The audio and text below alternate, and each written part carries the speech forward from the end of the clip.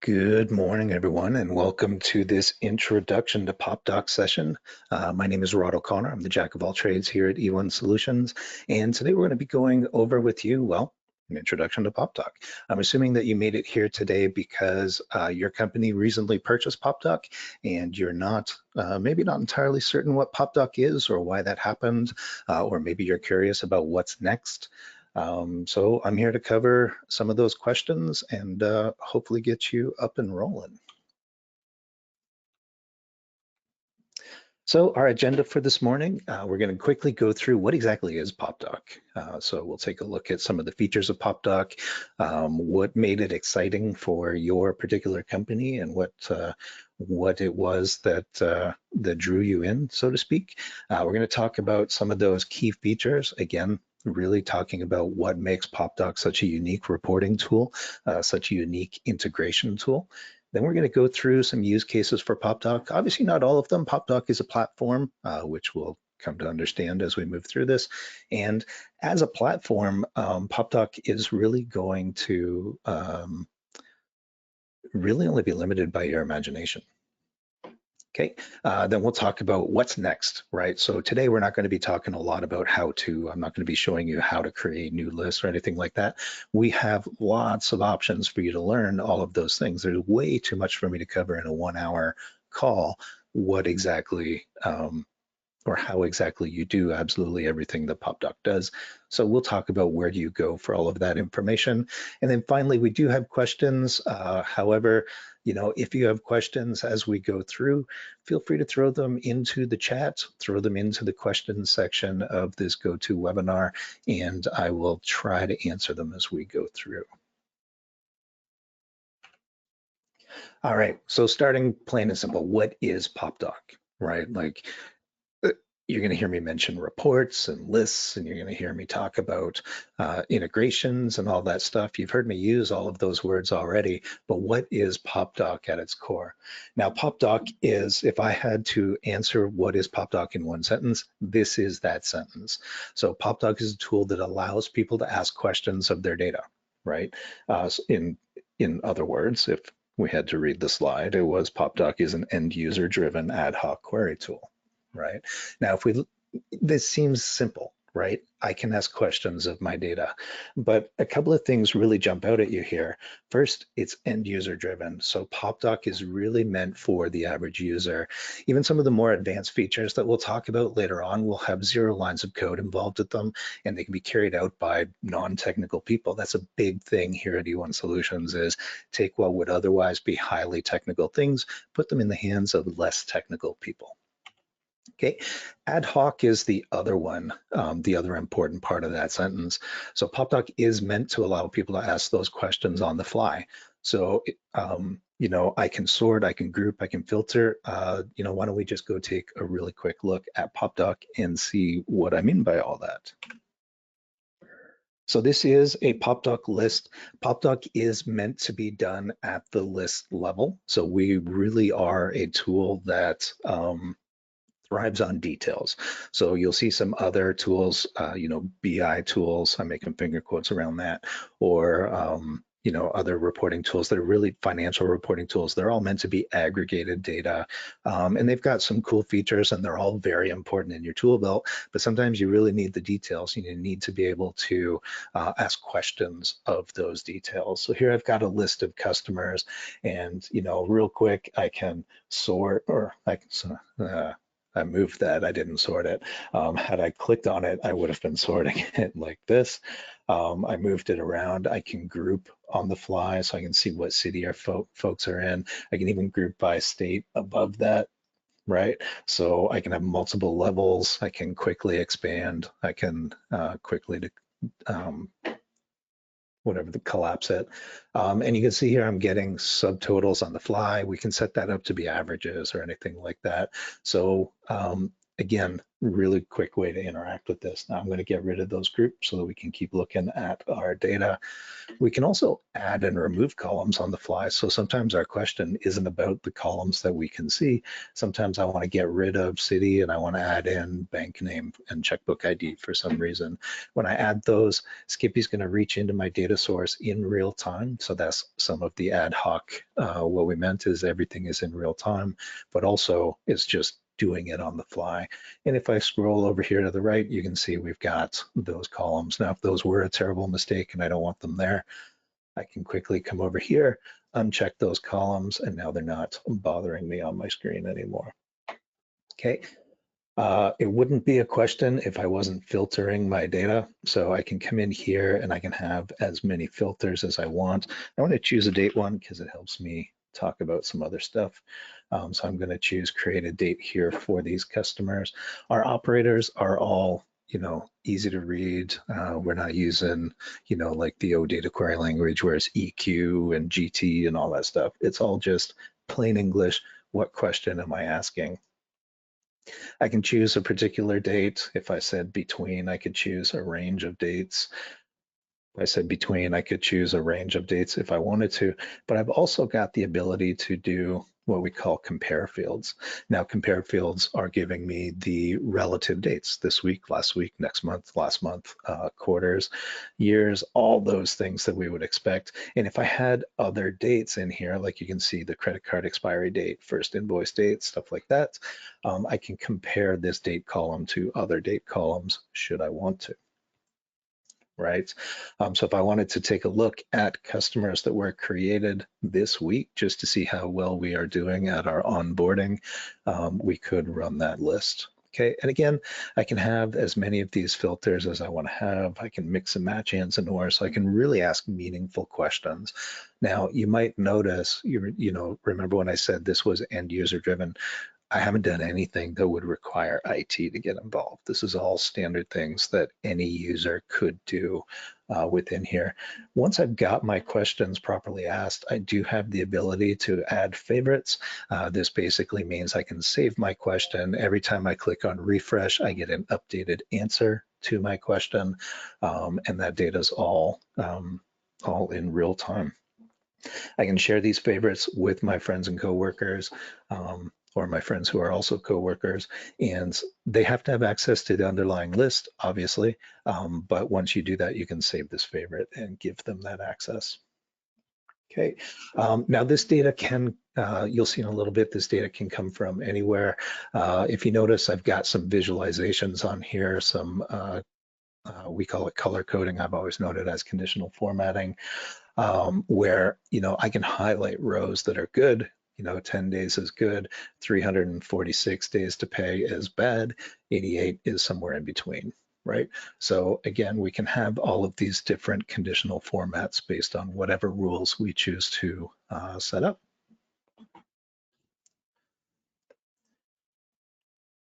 So at its core, again, this is, at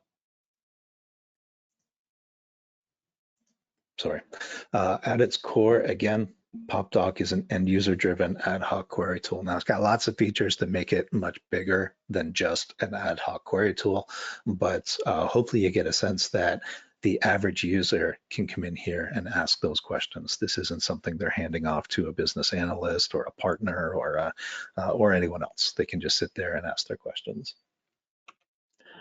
All right. Popdock is also a really important part of E1's iPaas offering. Now, for those who don't know, iPaas stands for Integration Platform as a Service. It's still integration platform, just now people subscribe to it. We have two parts to our iPaas platform. You may or may not own both. At a minimum, you currently own Popdock. The other part of that is Smart Connect, and we'll talk a little bit more later on about how everything fits in. But within our platform, we kind of have three pillars. The first one is integrate. Right now, how Popdock fits into this is this last guy right here, virtual integration. I'll show you some samples of virtual integration later on when we get to a slide that really talks about that and what it means. But basically, Under integration, when you traditionally think of integration, you traditionally think I have to move data from my ERP to my CRM to keep it in sync, right? But there are times where sometimes we don't really need that data to move. And that's where virtual integration comes into play. And that's where Popdock comes into play. So again, I'll show you some examples of that downstream. Next is migration. And this is a big one for us. And it may be the one that got you in the door originally. Now, basically what's happening in the marketplace today is we have a lot of customers moving from an old ERP to a new ERP. So maybe they're moving from GP to Business Central, or they're moving from SL to F&O or NetSuite or what have you.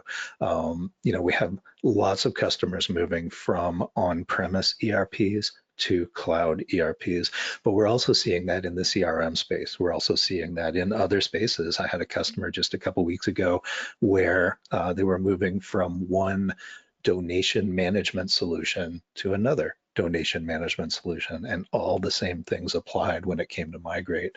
So we have really three different pillars to the migrate. Again, Smart Connect comes into play there. We've got some, moving the live data that has to move, but we've also got the historical data. That's where people struggle, and that's where Popdock comes into play. So Popdock can help you move the data to a data lake.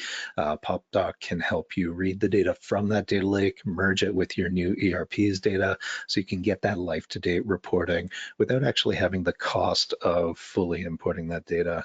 Again, we'll dig into that later on when there's a specific slide to it. And then obviously it's a reporting tool, right? So Popdock fits into reporting, and we'll focus on that on a later slide as well. You did see the ad hociness of it just a moment ago. All right, so thinking about some of the key features of Popdock and again, what makes it so exciting to the average user. First off is the data can come from anywhere. I'm going to pop out to Popdock for just a moment so I can show you some of that. But just to kind of talk about some of our connectors, we've got over 60 connectors in Popdock out of the box, right? So we've got a bunch of predefined places where your data can come from, and you're going to be surprised by what some of them are.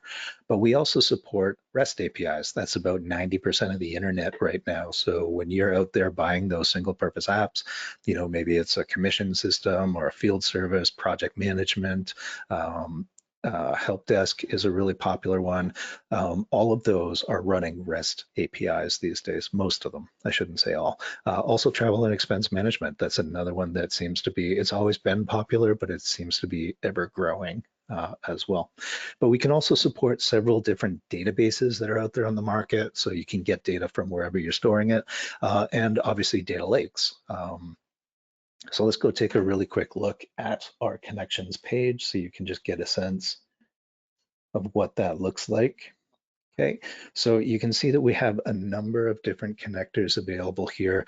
We've got most or many of the mid-market ERPs. I think we've got most of the mid-market CRMs, but we've also got different line of business applications, right? So things like Drip or MailChimp, HubSpot is a really popular one as well. And then we've got things like the databases I mentioned, Oracle and Postgres, and up here we've got the Azure tables and such, Cosmos DB, Dataverse obviously is an important one these days in the Microsoft space. SQL Server obviously has always existed. And when we talk about the SQL Server in particular, this could be on-prem or this could be Azure hosted, this could be an Azure SQL Server. All the flavors of SQL Server are there. But then we've got the data lakes. We've got the Wasabi out here. We've got the AWS, the Azure. All of those are available to you. We have a Snowflake connector coming soon. So again, lots of places where you store data. What I like to point out is some of the other stuff that we don't tend to think about, because we almost always think about reporting from the perspective of ERP, CRM, or line of business, right? How do I report on what happened in my POS? How do I report on what happened in my ERP? How do I report on what happened in my CRM? But think about things, other things like we have a GitHub connector out here, right? I don't know, MailChimp is one we may not normally think to pull data from.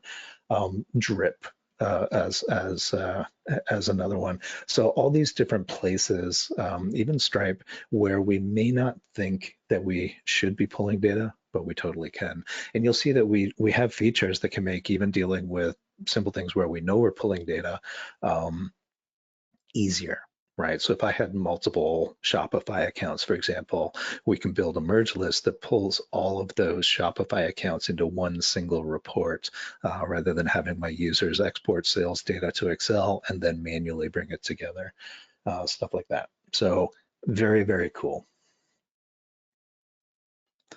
All right, let me pop back to my PowerPoint. Okay. The other thing is Popdock, as I mentioned before, is really designed for users. So you can get the average user within your business to do a lot of what I'm showing you right now. There's some things that you might, for process purposes, have certain users do. For example, I may not ask Betty in the warehouse to add new connectors. That might be Jane from IT, right? But once that connector is created, there's a lot of stuff that Betty can do to make those reports useful without ever having to go back to Jane and ask any more questions. We can add any object within our connectors as a new list. So I'll take a look at that in just a moment. We can customize every single list. You can create new lists. I'll talk about those. And even things like details to make lists more interactive. We didn't talk about details when I was showing you the navigation, but basically what a detail allows you to do is at the side of a list, let's go take a quick gander at this one. If you notice, we don't have any on the side here, but at the bottom, we've got lines with a caret and comments with a caret. What that allows me to do is select any line from my parent list and drill down to get more details, context sensitive details about that list. So I can get a list of lines, I can get a list of comments that are related to, there we go. My screen finally woke up, related to the record that I've selected. So when I switch records, oh, no lines on that one. Maybe I should choose a non-$0 one here. There we go. Now we've got some lines associated to that particular record. Okay. So details are basically more information related to my parent list.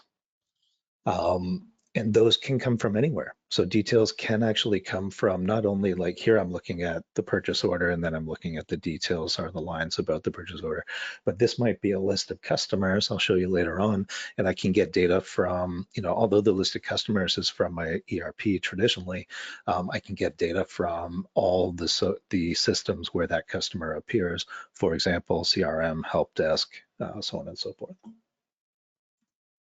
All right, now I was going to talk about customizing a connector here so that you can see. Now, again, I'm not getting into super details for every single thing you can do. What I'm trying to convey here is flexibility and simplicity so that you can get out there. And once you've gotten the training, you can go ahead and play with Popdock and until your heart's content. Now I'm going to use my Business Central connector just because I've got some lists here that make sense, but I could do this with GP, F&O, NetSuite, Salesforce, CRM. Again, I showed you many, many, many connectors. All right, so every connector, 100% customizable by you, for you. Anytime I see a flashy cursor or a drop-down list, that is something that I can change. With my lists, I've always got the ability, so all of our connectors have a certain number of base lists. So in the case of Business Central, I think it's like 54 lists. In the case of GP, it's something like 90. In the case of NetSuite, you're getting, I forget what the number is for NetSuite. So every connector has some base lists is where I'm going. But then you also have the ability to add base lists. So when I click here on add lists, in the case of Business Central, what I'm seeing is any published web service. In the case of GP, it would be any smart list. In the case of NetSuite, I can pass through one of the queries I can pass through an actual query. When it's SQL Server, I can pull any table. When it's, hopefully you get the point. When it's any of the CRMs, I can pull all of the entities.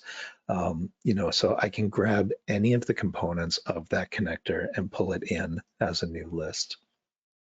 I also have the ability to customize these lists, as I mentioned before. I'm going to show you in a second some other ways we can create new lists other than just base lists. But first, I want to go through and show you some of the customization. Again, anytime I see a flashy cursor, I can change the name of the field that I'm particularly in. Drop downs allow me to change things. I can change what fields are available to to the end user. So if I should never see a comment, I can delete that column altogether. That means end users can't even go into that column section and add this column, right? It doesn't matter what their security levels are. They're not getting into that data. I do have the ability in the case of Business Central and F&O, this is particularly important. I do have the ability to add dimensions really, really fast just by choosing which dimension set field we're using, and then choosing which dimensions we want to display within our list for that particular dimension field. Okay, I have the ability always to add calculated columns. So in this case, I have a really goofy column with a weird name, but again, I can return any type of data. And this is as close as we come to code in Popdock. And honestly, most of our users who have used Excel in the past have no problem with this Popdock script language. Just in case they do, we have the ability to drop down and add fields. We have a whole wizard full of functions available here to help them figure out what it is they're trying to do with their data. Okay, and again, going through, everything is about making choices, even color coding, what field do I want to apply this to? What color do I want it to be? What makes it turn that color, stuff like that. So all of this is making choices. If you can use a drop down, you can use Popdock. Okay, I won't go through each and every one of these. We do have training available to you. One thing I do like to point out, just to get some juices flowing for people, because we don't always make a big enough stink about it, I can restrict this data based on whatever, right? So I can choose a field, enter a value, and I can apply it to, this is the important bit, particular people or teams within Popdock. So what that means is if I had a list of GL transactions, for example, I want to have a list of accounts related to payroll where nobody but HR can see those transactions. I can set that up. I can make that work, right? So that's pretty cool. All right, I told you I would show you how to add more custom lists, and I wasn't making that up. Every single one of our connectors has this section called custom lists. Now what this is the ability to start building almost SQL joins, SQL transactions between all of our lists, right? So basically I can make all of my lists start to work together. So I have things like a join list. If you've used any reporting tool ever, you've created a join, whether you know it or not, by choosing data from two different places and telling whatever tool you were using, this is how these two different pieces of data are related to each other. So join list is wicked easy. We have it set up as a visual tool. So you come in here, you pick what list you want to pull in here. Okay, and you can add lists not only from that connector, but from any connector, right? So what you can start to do is maybe join some lists from your ERP with lists from your CRM, or lists from your, again, ERP to your project management solution, or your project management solution to your MailChimp, right? So whatever it is that you have to work across applications, you can 100% do that. Now, I'm just gonna do something wicked simple here. Just do the item variance, for example.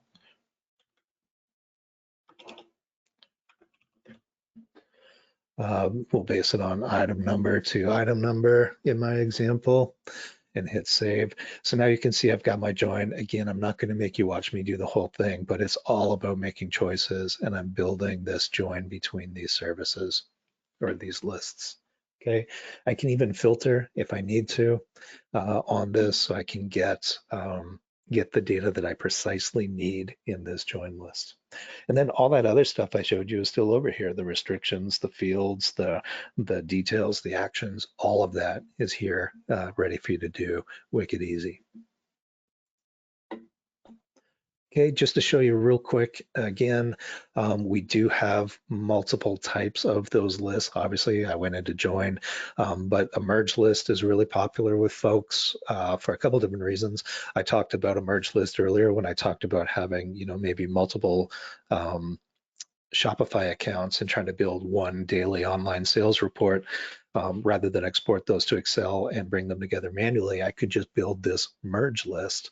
And that when you see that, it's just going to be pretty much the same. Like if I come into this merge list here, it's all about just mapping, what lists am I merging together, what fields tie together on those, and then going again all the way through and deciding what do I need this list to look like. Okay, some of the other types that you may have noticed here, restriction and summary do exactly what they sound like. Restriction, maybe I'm building a version of a list instead of using the restrictions I showed before. Maybe I just want to create a restricted list, and then I would just use access to that restricted list to control who's seeing payroll transactions and who isn't. More than one way to kick a can, as my dad would say. For our summary, it really is that is pre-aggregated data. So we don't force our users to go out and build a pivot and then save it as a favorite. We can pre-summarize, maybe get a summarized list of transactions in my inventory solution, for example. Now, Matrix is the one report here that's a little bit different from the rest and a little bit different from what I've shown you so far from a navigation standpoint. A matrix report really, it's kind of a more of an advanced analysis report. So with the matrix report, I have the ability to filter each row on my list. I have an ability to filter each column on my list and then have an overall filter, which user can generally modify on the fly. So some common uses of a matrix report might be I've got column A is all of my customers. Column B is sales month to date. Column C is sales last year, same month to date. Column D is the variance between the two. And then I can go out and do year to date and stuff like that.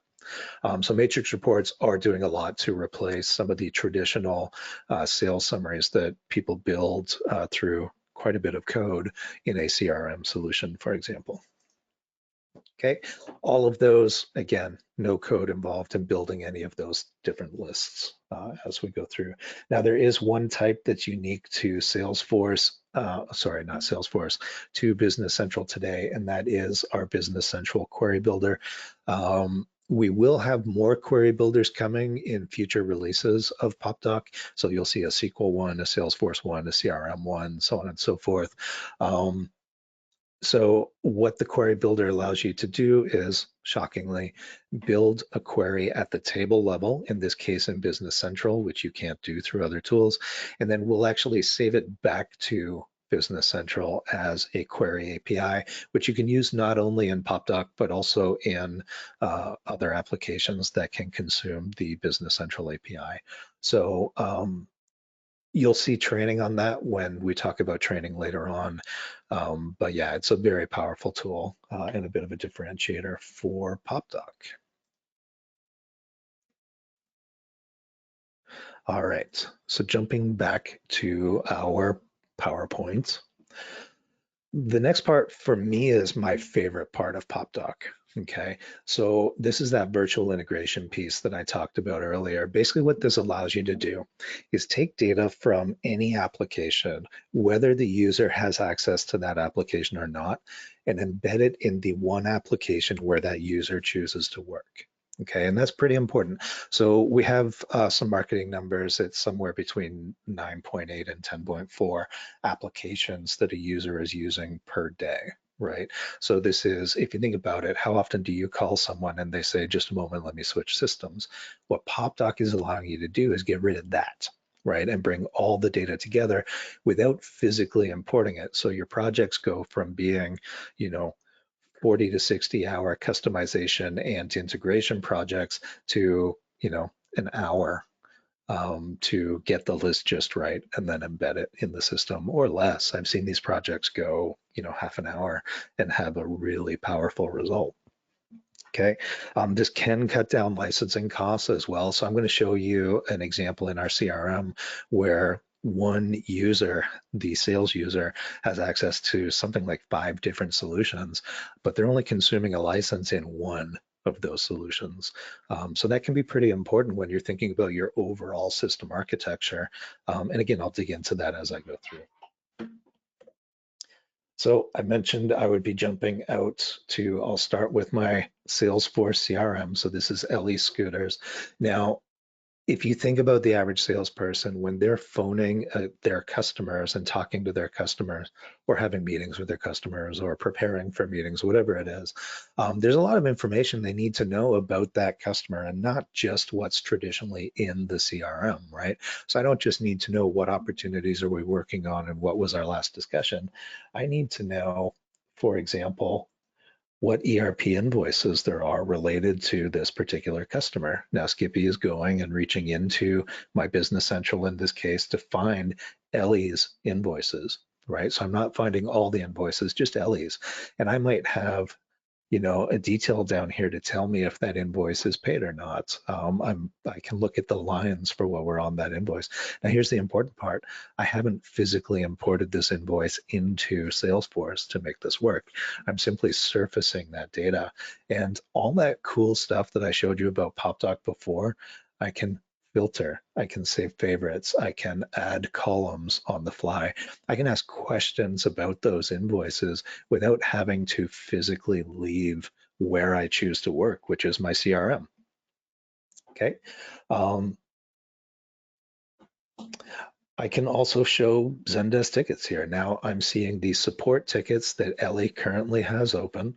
I can right click on this and I can do things like add a comment to this ticket, right? So again, cutting down on costs. We actually do this here at E1 Solutions. If you reach out to our support team, they're working in our help desk solution, which is called Zendesk. They're creating tickets, they're working with you within Zendesk. Our sales team doesn't actually have access to Zendesk. Within our CRM, they have a grid just like this one where they can see what tickets you have. They can see what the status is about those tickets. They can look at all the comments that are related to that ticket. They're not consuming a Zendesk license, but they're getting the information they need in real time, and they can even interact with it. So these are called actions. We haven't talked about actions yet, but I can go ahead and throw a comment in here. It's going to push that through. We're taking advantage of a REST API there. So Zendesk has a REST API. We're pushing data through that REST API, and it is now landing back in the original system. Okay. Not only can an action call a REST API, it could be a link out to that system. So if you notice here, I've got open ticket in Zendesk as a choice, or maybe I could be opening that customer in Business Central, assuming I have access to those other applications and I need more than what this information is giving me. I could also be kicking off a Smart Connect process or a Power Automate process or a couple of other different things. So actions are wicked powerful. Again, we can get into training you how to create actions. I just need you to be aware of them and that they're out there. Okay, so I've got ERP, I've got help desk. I can take a look at what Ellie has been buying in our online store. I can look at what we've emailed Ellie through our HubSpot integration. Apparently nothing. But yeah, so you can see that here we've got a link out to F&O orders. Let's see if Ellie's got some stuff out there. Apparently not. So yeah, we've got lots of different systems. We're not physically importing that data, and that's kind of important when you're talking about a lot of these cloud applications. Some of them, when you reach your data limit, adding more data is wicked expensive. So you don't want to put data into that system that doesn't have to physically live there. I, as the salesperson, need to know about these tickets, but these tickets don't need to live in Salesforce for any reason other than to inform me about those tickets. So Popdock's a perfect fit. Just to show you, those widgets don't just go in a CRM like Salesforce or Microsoft CRM. Here I've got a widget within SharePoint. Sorry, too many SH words for what I'm talking about.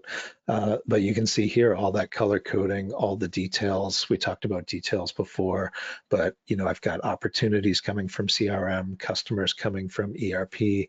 I've got tickets coming from my help desk solution. I've got even a map coming from Google out here. So I've got 5 different systems here that I'm pulling data from, but I'm not logged into any of them. Right. So I don't even have to be in a system. If you have a user like we do, our owner doesn't go into any of our systems for his day-to-day job, but he needs information from all of those. So a SharePoint page like this can give him access to that data. Widgets can live in my ERP as well. Not only can I get it on each of the different pages within my ERP, I can even have it kind of a more centralized list here that's got a whole bunch of different lists that are part of it, and I can ask questions of those and move through. So again, everything is meant to be ad hoc, on the fly, all that stuff. Okay, back to our PowerPoints.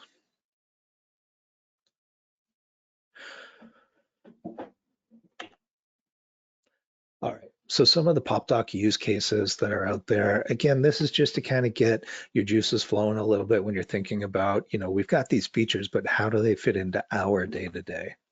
And this kind of ties back to those 3 pillars. And I've mentioned a lot of them as we've gone through. But first off is external access. So I already mentioned I can give access to data that a user may not already have access to. So I didn't create my salespeople in my help desk application. I'm just exposing that help desk data to them in the application where they choose to work. Okay, with the widgets, you can interact with data from all the applications. So I showed you that in particular inside my Salesforce, where everything that I need to do my job, I can put into the one application that is most relevant to me. So if I work in the warehouse, maybe the ERP is my most relevant system.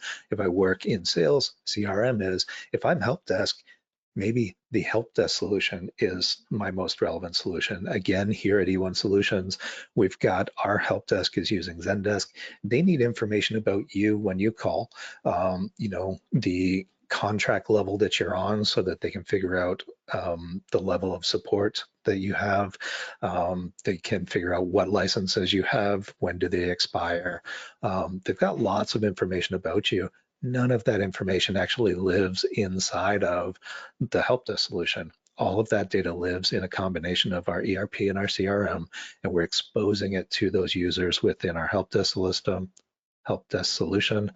And then they can actually interact with that data. Again, they could create you as a contact in our CRM without having to leave our help desk solution. These are all very cool things. Okay. We do have something I didn't show you today called API endpoints. What API endpoints allow you to do is take any of our Popdock lists that we have and basically wrap a REST API around them with 0 lines of code and in about 3 seconds. You can then use that API endpoint to take the data from Popdock and drop it into things like Power Query to get refreshable Excel or refreshable Power BI lists. You can drop it in as virtual entities within both CRM and Salesforce. Basically anything that can consume a REST API, you can have these Popdock APIs go out to. So we've had a lot of folks use that really successfully in some of their own custom coding for things like F&O, or we actually had one solution that basically did data science basically, and they just wanted a quick way to build data sources. And that's what Popdock was for them. Okay, and I already mentioned this, but you can get data into Excel quickly and refreshably without code. Basically, what that means is those API endpoints I can use within Popdock or use within Excel, but I also have an Excel add-in that allows me to very quickly drop data from Popdock into Excel if I don't need anything refreshable.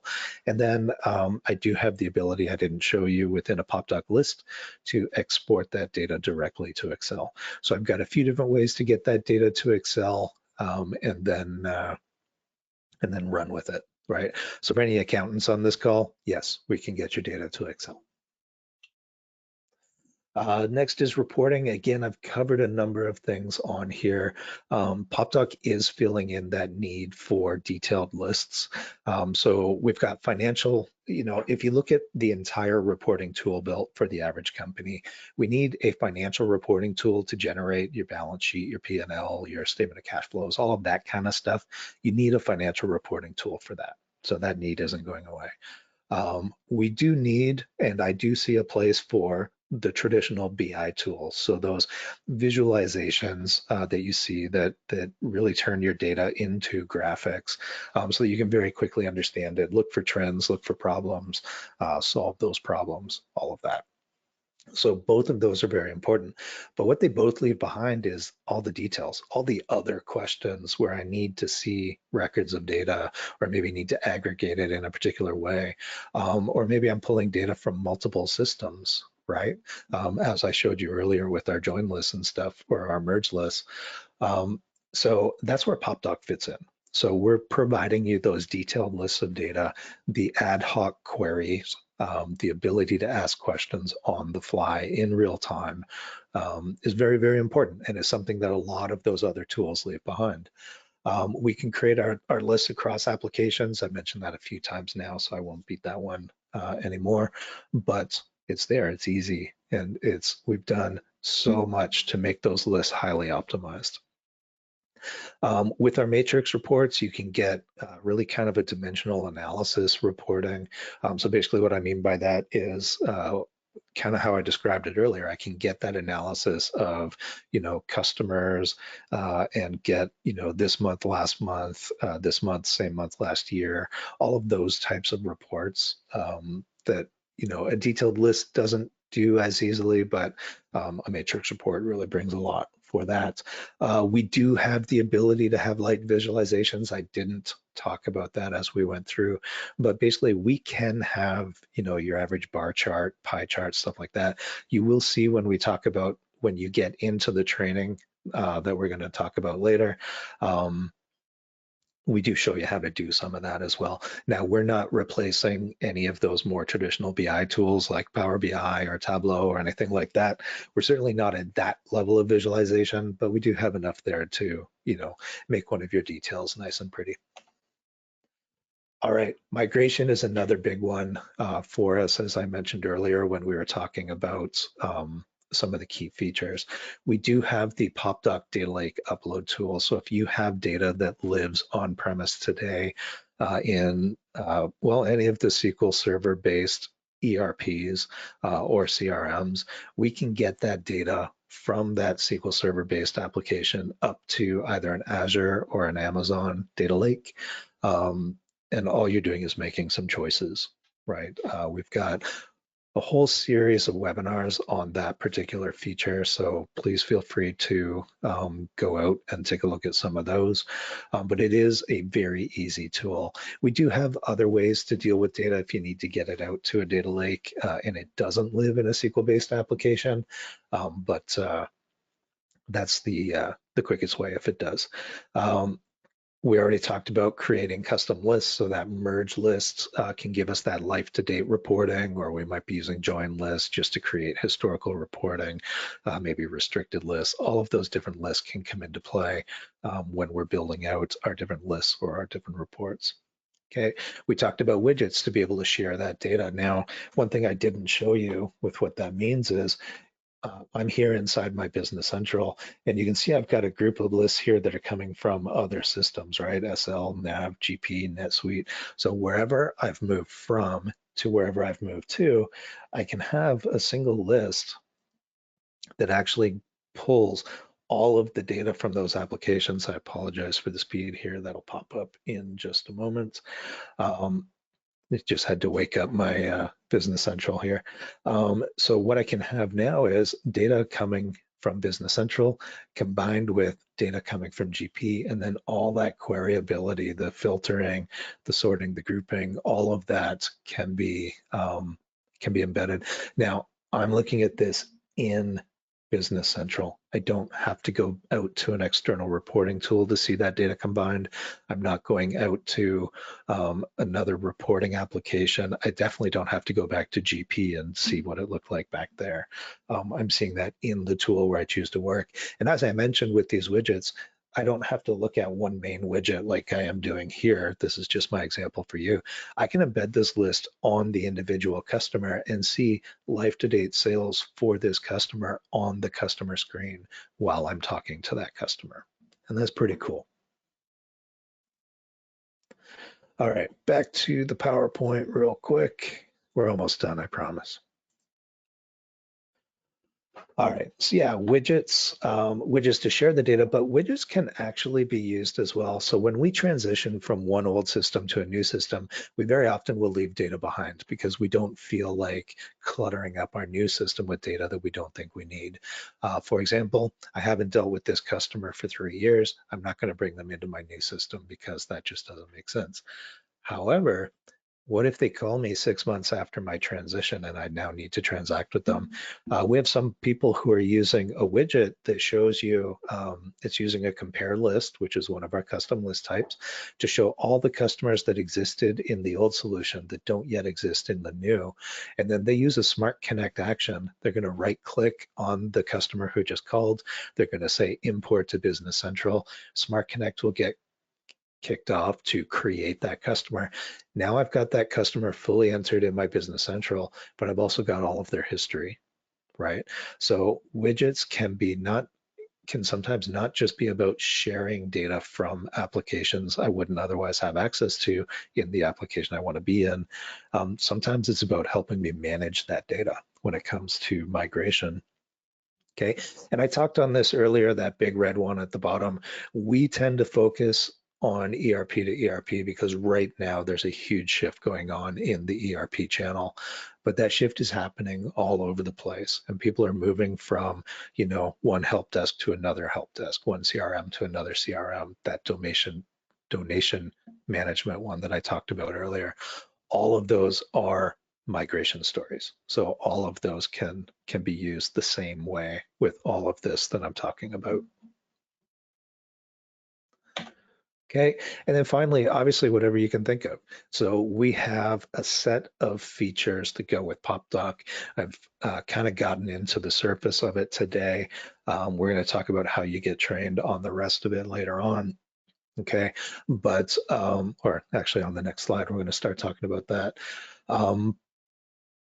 Your job is now to go out and say, I've got these cool features and I've got these business problems. How can I apply these features to these problems to come up with something new and exciting? So I highly encourage you to run with this product and do as many things as you can. And if you do something that's really, really, really cool, reach out back to us. We want to know about it because I love seeing new inventive ways to use some of these. I use several examples when I do demos or when I do training that are what other people have built. So if you've done something cool, let me know. All right, so what's next from a learning perspective? Like I said, my job today was to introduce you to Popdock and tell you what Popdock is all about. But, if you have, sorry, not if you have, you probably have now the question of, well, how do I do it? What do I do? All right, so we do have the E1 University. As soon as you get created, as soon as any Popdock user gets created, they're going to get an email the next morning. That email is going to invite them to the E1 University. Basically what that is self-paced training. Hopefully you don't mind my voice. It is a lot of videos and exercises to help you get used to Popdock. Okay, we do have Popdock boot camps. We run them once or twice a month, depending on demand. Those are live but online. So one of our instructors, myself or Tyler most likely, will get online with you for 2 4-hour segments. So 2 afternoons or 2 mornings in a row. and we will go through Popdock from soup to nuts, and you can ask all the questions you want. It's a really good time. Okay, we have a lot of live training options. We can work with you privately if you want us to, maybe you just want to do live training for your team internally. We can come to you, we can do it online, whatever works. Obviously, there's various expenses either way. But we do have a lot of live training options available to you. We've also got the knowledge base. So if you go to e1solutions.com, under resources, you'll see that we have a knowledge base and we have a blog, lots of information available to you with respect to features and how-tos and when-dos and all that stuff. Okay, we do have a blog, as I mentioned. We tend to post our blogs on socials. So if you follow us on X or LinkedIn, I'm not sure what other socials we have. I should probably know that. I think we have an Instagram. I think we have Facebook. But yeah, follow us in any of those spots. We're going to keep you up to date on what we're doing, what new features are coming out, stuff like that. Especially watch that for the next little while, because we are about to make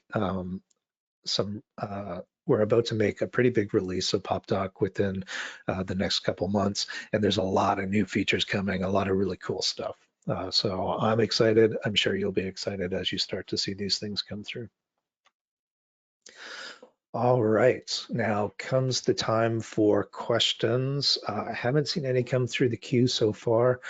One common question that we get that I think I've already asked is, we tend to get asked, how do I build a financial statement here? This isn't the tool for financial statements. This is the tool where I'll build supplements to those financials, but I'm not going to build a balance sheet inside of Popdock. It's really not what we're designed for. All right, I'm not seeing any other questions in the queue. So I think what I'm going to do is finish up here. Thank you very, very much for attending this webinar. I appreciate your time. And if you do have any questions, feel free to reach out, support at e1solutions.com or sales at e1solutions.com. And hopefully we'll be able to help you out depending on what your need is. Thanks, everyone. Have a great day.